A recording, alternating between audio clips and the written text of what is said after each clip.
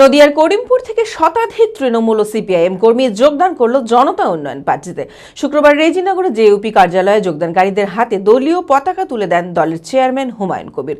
বিধানসভা ভোটের আগে জনতা উন্নয়ন পার্টিতে যোগদান অব্যাহত থাকবে বলে জানান হুমায়ুন। মানসিক স্বাস্থ্যের জন্য সবার আগে যে নামটি মনে ভেসে ওঠে, সুস্থ মনের ঠিকানা মনোবীক্ষণ।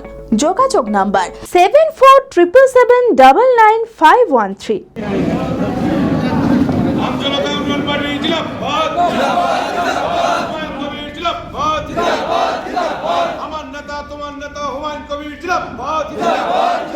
বিধানসভা ভোটের আগে একটু একটু করে নিজের শক্তি বাড়িয়ে তুলছে জনতা উন্নয়ন পার্টি।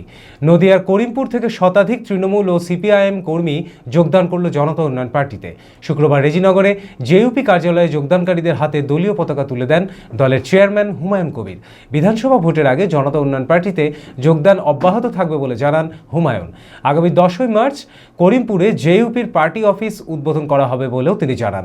সেই সঙ্গে এসআইআরে বিচারাধীন ভোটারদের নাম ভোটার তালিকায় অন্তর্ভুক্তের দাবিতে আগামী বুধবার জেলা শাসকের দপ্তর ঘেরাও হবে বলে হুঁশিয়ারি দেন হুমায়ুন। দেখুন, এরা করিমপুর 2 ব্লক থেকে এসছে, নিজে থেকে উৎসাহী হয়ে বাস ভাড়া করে এর আগেও 2-3বার এসেছিল। আমার সময় খুব কম, বিভিন্ন জায়গায় রাজনৈতিক কাজে ব্যস্ত থাকতে হচ্ছে, তাই আমি তো কালকে ইলেকশন কমিশনে গেছিলাম। কারণ আপনারা জানেন, অবগত আছেন যে মুর্শিদাবাদ জেলায় 11 লক্ষ প্রায় 19,000 মানুষের নাম বিচারাধীন রেখেছে। এত সংখ্যক মানুষ, মালদার মতো জেলা 8 লাখ, এখানে 11 লাখ, টোটাল 60,85,000-এর মধ্যে এখানেই 20 লাখের কাছাকাছি। তো এত সংখ্যক মানুষকে নির্বাচনের বাইরে রেখে কোনো মতেই আমরা নির্বাচন কমিশনের কাছে আমরা দাবি করেছি এবং আমরা ইনশাল্লাহ আজকেই জেলা শাসক মুর্শিদাবাদের কাছে মেল করব। আগামী বুধবার বেলা 2টোর সময় আমরা মুর্শিদাবাদের বহরমপুরে জেলা শাসকের কাছে যাব একটাই দাবি নিয়ে, যেই মুর্শিদাবাদ জেলার 11 লক্ষর উপর মানুষের যে ভোটার লিস্টে নাম, কারণ এদের খসড়া তালিকায় নাম ছিল, সরকারি যারা নির্বাচনের কাজে যুক্ত ছিল, যেহেতু বিএলও থেকে শুরু করে যারা এআরও থেকে শুরু করে যারা, তাদের ভুলের জন্য আজকে প্রায় 11 লক্ষর বেশি নাম মুর্শিদাবাদ জেলায় পেন্ডিং আছে। গোটা রাজ্যে 60 লক্ষেরও বেশি মানুষের নাম উঠছে আছে। আমরা কালকে election commission, chief election commission রাজ্য মনোজ কুমার আগরওয়ালের কাছে আমরা গিয়েছি, কাল ডেপুটেশন দিয়ে এসেছি। সিপিএমও ডেপুটেশন দিয়েছে, আইএসএফও দিয়েছে, আমরাও দিয়েছি। আমাদের একটাই বক্তব্য, যারা প্রকৃত আর অধিকাংশ মুসলিম, তাদেরই নাম এইভাবে বিজেপি এবং তৃণমূল উভয়ই চক্রান্ত করে তাদের ভুলের জন্য কিন্তু এই সমস্ত। আজকে আবার দেখবেন মুখ্যমন্ত্রী নাটক করে কলকাতায় অনশনে বসছে, অবস্থানে বসছে।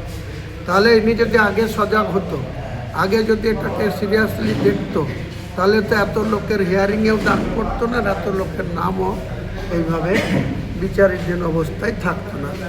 একটা ইতিহাস সৃষ্টি হয়ে গেল যে ভোটার লিস্টের কাজ করে সরকারি কর্মচারীর আজকে করতে হচ্ছে, সুপ্রিম কোর্টকে হস্তক্ষেপ করতে হয়েছে, বিচার ব্যবস্থাকে যারা আসামিদের বিচার করে তাদেরকে আজকে ভোটার লিস্টের কাজে শুধু এই রাজ্যের বিচারকদের দিয়ে হচ্ছে না, অন্য রাজ্যে ঝাড়খণ্ড, বিহার, অন্য রাজ্য থেকে বিচারপতিদের নিয়ে আসতে হচ্ছে 200।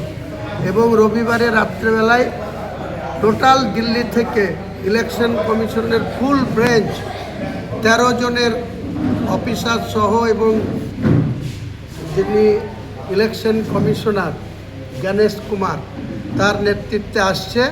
আমরা সোমবার আর মঙ্গলবারটা উনি রাজ্যের বিচারপতিদের নিয়ে, চিফ সেক্রেটারিদের নিয়ে, জেলা শাসকদের নিয়ে মিটিং করে কি সমাধান করছে দেখি। সমাধান না হলে আমরা আন্দোলনে নামবো। আগামী বুধবার আমরা মুর্শিদাবাদ জেলা শাসকের অফিসে যাব। আমরা সেখানে হাজার হাজার মানুষকে নিয়ে যাব এই যে 11 লক্ষ মানুষের নাম বাইরে রেখেছে, তার মধ্যে 90% মুসলমান। কেনাকাটার বস্ত্র বিপণী মনমোহিনীর পক্ষ থেকে সকলকে জানায় পবিত্র রমজান ও ঈদের প্রীতি ও শুভেচ্ছা।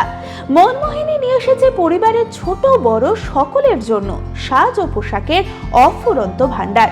প্রত্যেক 2000 টাকার কেনাকাটায় পাবেন লাকি ড্র কুপন, প্রতি সপ্তাহে আকর্ষণীয় পুরস্কার জেতার সুযোগ, আর বাম্পার প্রাইজে আছে 4 রাত্রি ও 5 দিনের দুবাই কাপল ট্রিপ।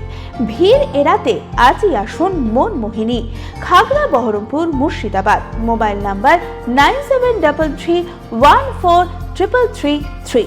আমাদের অন্যান্য শাখা রঘুনাথগঞ্জ, বোলপুর ও মালদা।